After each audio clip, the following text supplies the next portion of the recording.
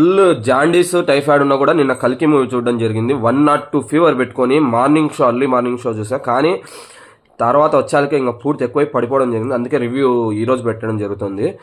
అస్సలుకు ఒంట్లో ఉన్న రోమాలన్నీ నిక్కపరుచుకుంటాయి ఆ క్లైమాక్స్ చూస్తే.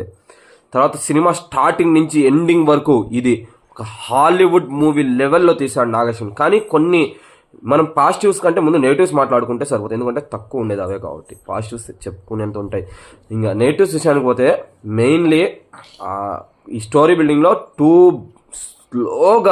చాలా స్లోగా తీసుకువెళ్ళాడు. కొంతమందికి మెయిన్గా సీడెడ్ ఏరియా వాళ్ళకు ఎక్కకపోవచ్చు మూవీ అది. ప్లస్ ఇంకా కొన్ని చోట్ల ఈ మెయిన్గా మన క్యామియోస్ ఒక్కటి కూడా అవసరం లేని క్యామియో, ప్రతి ఒక్కటి అవసరం లేని క్యామియోనే.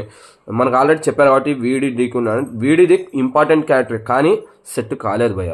ఇక డీక్యూ, రాజమౌళి గారు వీళ్ళు